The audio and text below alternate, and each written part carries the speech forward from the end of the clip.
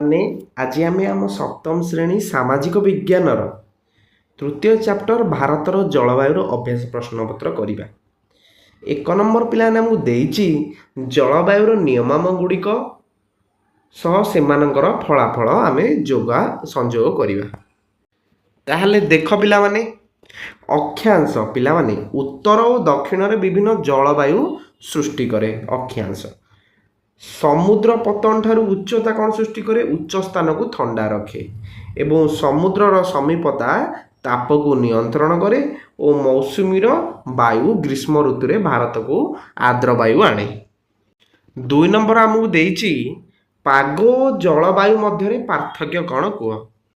ତାହେଲେ ପିଲାମାନେ ପାଗ କୌଣସି ସ୍ଥାନର ନିର୍ଦ୍ଦିଷ୍ଟ ସମୟ ଭିତରେ ବାୟୁମଣ୍ଡଳର ଅବସ୍ଥାକୁ ଆମେ ପାଗ କହିବା। ଜଳବାୟୁ କାହାକୁ କହିବା? ବହୁ ବର୍ଷ ଧରି କୌଣସି ଅଞ୍ଚଳ ବା ଦେଶର ହାରାହାରି ପାଣିପାଗର ଅବସ୍ଥାକୁ ଆମେ ଜଳବାୟୁ କହିବା। ପାଗ କ'ଣ ସର୍ବଦା ପରିବର୍ତ୍ତନଶୀଳ, ଜଳବାୟୁ କିନ୍ତୁ ପ୍ରାୟତଃ ସ୍ଥିର ରହିଥାଏ। ବୁଝିଲା ତ? ଆଉ ପାଗ କ'ଣ? ତୁମେ ଲକ୍ଷ୍ୟ କରିଥିବେ ଯେ ସକାଳ, ମଧ୍ୟାହ୍ନ, ଅପରାହ୍ନ ଓ ରାତିରେ ପାଗ ଭିନ୍ନ ଭିନ୍ନ ହୋଇଥାଏ। ଅର୍ଥାତ୍ ଜଳବାୟୁ ମଧ୍ୟ ଆମ ଦେଶର ଜଳବାୟୁ କ୍ରାନ୍ତୀୟ ମୌସୁମୀ ଜଳବାୟୁ କୁହାଯାଏ। ଏହା ଦୀର୍ଘ ବର୍ଷ ଧରି ଚାଲିଥାଏ। ଖରେ ଆମର ସମୁଦ୍ର ଠାରୁ ଦୂରରେ ଥିବା ସ୍ଥାନ ଅପେକ୍ଷା ନିକଟବର୍ତ୍ତୀ ସ୍ଥାନରେ ତାପମାତ୍ରା ମୃଦୁ ହୋଇଥାଏ କାହିଁକି? ପିଲାମାନେ ସମୁଦ୍ର ନିକଟବର୍ତ୍ତୀ ସ୍ଥାନ ଗୁଡ଼ିକ ମୃଦୁ ତାପମାତ୍ରା ଅନୁଭୂତ ହୁଏ। ଏଠାରେ ଦିନବେଳା ବେଶୀ ଗରମ ବା ରାତି ବେଳା ବେଶୀ ଥଣ୍ଡା ହୋଇନଥାଏ। ସମୁଦ୍ର ସହଜରେ ଗରମ ବା ଥଣ୍ଡା ହୋଇନଥାଏ। ଉପକୂଳ ଅଞ୍ଚଳରେ ସାମୁଦ୍ରିକ ପ୍ରଭାବ ପଡ଼େ, ଫଳରେ ଏଠାରେ ଜଳବାୟୁ କ'ଣ ସମଶୀତୋଷ୍ଣ ରହେ, ମାନେ ସମାନ ରୁହେ। ସମୁଦ୍ର ଠାରୁ ଦୂରରେ ଥିବା ସ୍ଥାନ ଗୁଡ଼ିକ ସାମୁଦ୍ରିକ ପ୍ରଭାବରୁ ବଞ୍ଚିତ ରୁହନ୍ତି, ଫଳରେ ଏଠାରେ ଦିନ ଓ ରାତି ତଥା ଗ୍ରୀଷ୍ମକାଳ ଓ ଶୀତକାଳରେ ଅଧିକ ଗରମ ଓ ଅଧିକ ଥଣ୍ଡା ଅନୁଭୂତି ହୁଏ। ନେକ୍ସଟ ଗରେ ଦେଲା ଭାରତର ଜଳବାୟୁକୁ ପ୍ରଭାବିତ କରିବାରେ ମୌସୁମୀ ବାୟୁର ଭୂମିକା କ'ଣ? ପିଲାମାନେ ଭାରତର ଜଳବାୟୁ ଉପରେ ମୌସୁମୀ ବାୟୁର ପ୍ରଗାଢ଼ ପ୍ରଭାବ ରହିଛି। ଗ୍ରୀଷ୍ମ କାଳରେ ଏହା ଭାରତ ମହାସାଗର ଉପରୁ ଭାରତ ଆଡ଼କୁ ପ୍ରଭାବିତ ହୁଏ। 2 ପଟେ କ'ଣ ଲେଖିବା? ଜଳୀୟ ବାଷ୍ପପୂର୍ଣ୍ଣ ଏହି ବାୟୁ ପ୍ରଭାବରେ ଭାରତର ପ୍ରାୟ ସମସ୍ତ ଅଞ୍ଚଳରେ ବୃଷ୍ଟିପାତ ହୋଇଥାଏ। ଏହାଦ୍ୱାରା ଶସ୍ୟ ଉତ୍ପନ୍ନ ହୁଏ, ନଦୀ ନାଳ ଜଳପୂର୍ଣ୍ଣ ରହିଥାନ୍ତି। ଘରେ ଚେନ୍ନାଇ ବର୍ଷ ସାରା ଉଷ୍ମ ବା ଉତ୍ତପ୍ତ ଥିବାବେଳେ ଲେହ ଥଣ୍ଡା ଥାଏ କାହିଁକି? ହେଲା, ଲେ ମାନେ ଆମର ଲାଦାଖର ଲେ। ବୁଝିହେଲା? ଚେନ୍ନାଇ ସମୁଦ୍ର କୂଳର ଓ ନିମ୍ନ ଅକ୍ଷାଂଶରେ ଅବସ୍ଥିତ। ଏଠାରେ ବର୍ଷ ସାରା ପ୍ରାୟତଃ ସୂର୍ଯ୍ୟଙ୍କର ଲମ୍ବ କିରଣ ପଡ଼ୁଥିବାରୁ ବାୟୁ ତାପମାତ୍ରା ଅଧିକ ରହେ। ଗ୍ରୀଷ୍ମ କାଳରେ ଗରମ ଓ ଶୀତ କାଳରେ ଉଷ୍ମ ରହେ। ଲେ କିନ୍ତୁ ଲାଦାଖ ଅନ୍ତର୍ଗତ ପାର୍ବତ୍ୟ ଅଞ୍ଚଳରେ ଲେ ଅବସ୍ଥିତ। ସମୁଦ୍ର ପତନରୁ ବହୁ ଉଚ୍ଚରେ ଥିବାରୁ ଲେରେ ବାୟୁ ଅତି ଶୀତଳ ଓ ଶୁଷ୍କ। ଶୀତ ଦିନେ ଏଠାରେ ତୁଷାରପାତ ମଧ୍ୟ ହୋଇଥାଏ। ନେକ୍ସଟ ଆମକୁ 3 ନମ୍ବର ଦେଇଛି ଏହି ସହର ଗୁଡ଼ିକର ଜଳବାୟୁ ଆମେ ଚିହ୍ନିତ କରିବା। ଏହି 5ଟି ସହରର ଏବଂ ଏହି ସ୍ଥାନର ସମୁଦ୍ର ନିକଟରେ, ପର୍ବତ ଉପରେ ବା ମରୁଭୂମିରେ ଅବସ୍ଥିତ। ଏହି ନିୟମ ଗୁଡ଼ିକ କିପରି ସେହିସବୁ ସ୍ଥାନର ଜଳବାୟୁକୁ ପ୍ରଭାବିତ କରେ? ଲେ ପିଲାମାନେ ଏବେ ହିଁ ଦେଖିଥିଲେ, ଇଏ ଲାଦାଖ ଅଞ୍ଚଳର ପାର୍ବତ୍ୟ ଅଞ୍ଚଳରେ ଅବସ୍ଥିତ। ସମୁଦ୍ର ପତନରୁ ଇଏ ବହୁ ଉଚ୍ଚରେ ଥିବାରୁ ଲେର ବାୟୁ ଅତି ଶୀତଳ ଓ ଶୁଷ୍କ ହୋଇଥାଏ। ଲେର ଜଳବାୟୁ ଖାଲି ଦେଖିବା, ଏଠାକାର ଶୁଷ୍କ ଶୀତଳ ପବନ ଯୋଗୁଁ ଲେ ସମେତ ଲାଦାଖକୁ ଶୀତଳ ମରୁଭୂମି କୁହାଯାଏ। ଏଠାରେ ଶୀତକାଳରେ ଅସହ୍ୟ ଶୀତ ଓ ଗ୍ରୀଷ୍ମକାଳ ଶୀତଳ ଓ ଶୁଷ୍କ ହୋଇଥାଏ। ନେକ୍ସଟ ଆମର ଚେନ୍ନାଇ। ବଙ୍ଗୋପସାଗର ଉପକୂଳରେ ଚେନ୍ନାଇ ଅବସ୍ଥିତ। ସମୁଦ୍ର କୂଳରେ ଥିବାରୁ ଏହା ଅପେକ୍ଷାକୃତ କମ୍ ଗରମ, କିନ୍ତୁ ବାୟୁରେ ପ୍ରଚୁର ଜଳୀୟ ବାଷ୍ପ ଥିବାରୁ ଆର୍ଦ୍ର। ଉତ୍ତର ପୂର୍ବ ମୌସୁମୀ ବାୟୁରୁ ଚେନ୍ନାଇ ବୃଷ୍ଟି ପାଇଥାଏ। ଜଳବାୟୁ କ'ଣ? ଏଠାକାର ଜଳବାୟୁ ଉଭୟ ଗ୍ରୀଷ୍ମ ଓ ଶୀତକାଳରେ ଉଷ୍ମ ରହେ। ବର୍ଷ ସାରା ବାୟୁରେ ଆର୍ଦ୍ରତା ଅଧିକ ରୁହେ, ମାତ୍ର ଶୀତକାଳରେ ବୃଷ୍ଟି ପାଏ। ନେକ୍ସଟ ଆମର ଦିଲ୍ଲୀ। ସମୁଦ୍ରଠାରୁ ଦୂରରେ ସ୍ଥଳଭାଗ ଅଭ୍ୟନ୍ତରରେ ଅବସ୍ଥିତ। ସମୁଦ୍ରଠାରୁ ଦୂରରେ ଅବସ୍ଥିତ ହୋଇଥିବାରୁ ଦିଲ୍ଲୀର ଜଳବାୟୁ ମୃଦୁ ନୁହେଁ। ଗ୍ରୀଷ୍ମ ଓ ଶୀତ ଋତୁ ମଧ୍ୟରେ ଯଥେଷ୍ଟ ତାପ ବ୍ୟବଧାନ ରହିଥାଏ। ଜଳବାୟୁ କ'ଣ? ଦିଲ୍ଲୀରେ ମହାଦେଶୀୟ ବା ଚରମ ଭାବାତ୍ମକ ଜଳବାୟୁ ଦେଖାଯାଏ। ଏଠାରେ ଖରାଦିନେ ଅସହ୍ୟ ଗରମ ଓ ଶୀତ ଦିନେ ଅଧିକ ଥଣ୍ଡା ଅନୁଭୂତ ହୁଏ। ତାପରେ ପାନାଜୀ, ଭାରତର ପଶ୍ଚିମ ଉପକୂଳରେ ବା ଆରବ ସାଗରରେ ଏହା ଅବସ୍ଥିତ। ସାମୁଦ୍ରିକ ପ୍ରଭାବ ଯୋଗୁଁ ତାପମାତ୍ରାର ମୃଦୁଭାବ ରହିଥାଏ। ତେବେ ବାୟୁରେ ଅଧିକ ଆର୍ଦ୍ରତା ରହେ ଓ ଏହା ମୌସୁମୀ ବାୟୁରୁ ପ୍ରଚୁର ବୃଷ୍ଟି ପାଏ। ଜଳବାୟୁ, ଏଠାରେ କ୍ରାନ୍ତୀୟ ମୌସୁମୀ ଜଳବାୟୁ ଅନୁଭୂତ ହୁଏ।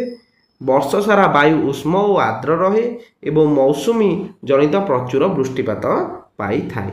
ନେକ୍ସଟ ଆମର ରାଜସ୍ଥାନର ଜୟପୁର, ଥର୍ ମରୁଭୂମିରେ ଅନତି ଦୂରରେ ଏହା ଅବସ୍ଥିତ। ମରୁଭୂମିର ପ୍ରଭାବରେ ଏଠାରେ ଗ୍ରୀଷ୍ମ କାଳରେ ଅତ୍ୟଧିକ ତାପମାତ୍ରା ସହ ବାୟୁ ଅତି ଶୁଷ୍କ ରହେ ଓ ବୃଷ୍ଟିପାତ ଅତି କମ୍ ହୁଏ। ନେକ୍ସଟ ଜଳବାୟୁ, ଏଠାରେ ଅର୍ଦ୍ଧମେରୁ ବିଶିଷ୍ଟ ଜଳବାୟୁ ଦେଖାଯାଏ। ଗ୍ରୀଷ୍ମ କାଳରେ ଅଧିକ ଗରମ ଓ ଶୀତ ଦିନେ ଶୀତଳ ରହେ। 4 ନମ୍ବର ପିଲାମାନେ, ଭାରତର ମାନଚିତ୍ରରେ ଗ୍ରୀଷ୍ମ ଓ ଶୀତ ଋତୁର ମୌସୁମୀ ଚକ୍ର ଦର୍ଶାଅ। କେଉଁଠାରେ ପବନ ଗ୍ରୀଷ୍ମ ଓ ଶୀତ ଋତୁରେ ବହେ ଚିହ୍ନଟ କର। ମୌସୁମୀ ସମୟର ବାୟୁ ଦିଗ ଦର୍ଶାଅ। ଦେଖ ପିଲାମାନେ, ଭାରତ ମାନଚିତ୍ରର ମୌସୁମୀ ଚକ୍ର ହେଲା, ବଙ୍ଗୋପସାଗରରୁ ଆମର ଉତ୍ତର ପୂର୍ବ ମୌସୁମୀ ବାୟୁ ଏମିତି ପ୍ରବାହିତ ହେବ।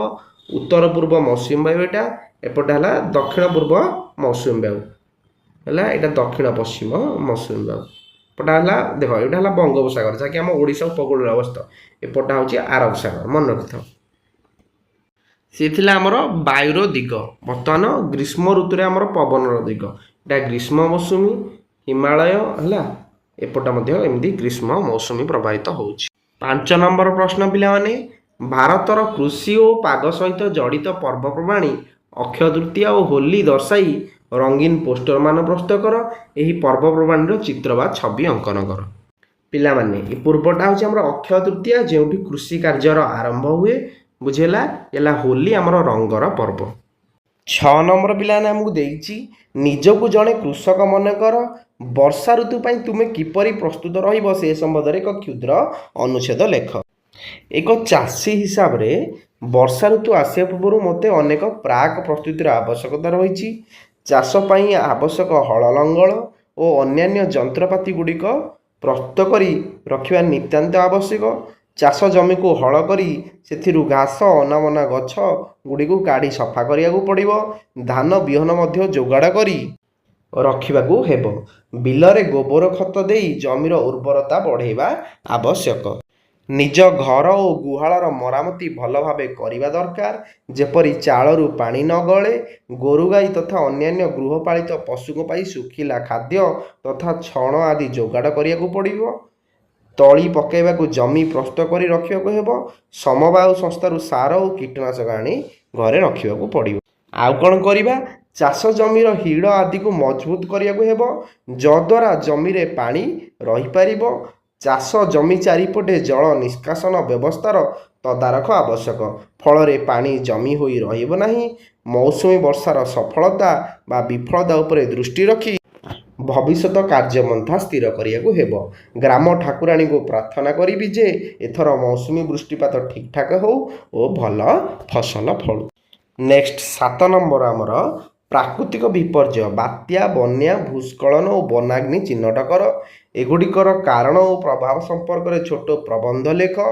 ଏଗୁଡ଼ିକର ପ୍ରଭାବ ହ୍ରାସ କରିବା ପାଇଁ ବ୍ୟକ୍ତି, ଗୋଷ୍ଠୀ ଓ ସରକାର କି ପଦକ୍ଷେପ ନେଇପାରିବେ ସେ ସମ୍ବନ୍ଧରେ ପରାମର୍ଶ ଦିଅ। ଫାର୍ଷ୍ଟ ହେଲା ପିଲାମାନେ ଆମର ବାତ୍ୟା। ବାତ୍ୟା ବା ସାମୁଦ୍ରିକ ଝଡ଼ ହେଉଛି ଏକ ଭୟଙ୍କର ପ୍ରାକୃତିକ ବିପର୍ଯ୍ୟୟ। ଗ୍ରୀଷ୍ମ ଋତୁରେ କିମ୍ବା ବର୍ଷା ଋତୁ ପରେ ସମୁଦ୍ର ପୃଷ୍ଠର ତାପମାତ୍ରା ବୃଦ୍ଧି ପାଇଲେ ସେଠାରେ ଲଘୁଚାପ ସୃଷ୍ଟି ହୁଏ ଏବଂ ଏହି ଲଘୁଚାପ କ୍ରମଶଃ ଘନୀଭୂତ ହୋଇ ଘୂର୍ଣ୍ଣି ବାତ୍ୟାର ରୂପ ନିଏ। ଏହା ଉପକୂଳ ଆଡ଼କୁ ଅଗ୍ରସର ହେବା ସମୟରେ ପ୍ରବଳ ବେଗରେ ପବନ ବହିବା ସହ ଭାରୀ ବର୍ଷା ହୋଇଥାଏ। ବାତ୍ୟା ପ୍ରଭାବରେ ସମୁଦ୍ରରେ ବଡ଼ ବଡ଼ ଢେଉ ଉଠେ ଏବଂ ଉପକୂଳ ଅଞ୍ଚଳରେ ଲୁଣି ପାଣି ମାଡ଼ିଯାଏ। ଏହାର ପ୍ରଭାବରେ କଚ୍ଚା ଘରଦ୍ୱାର ମଧ୍ୟ ଭାଙ୍ଗିଯାଏ।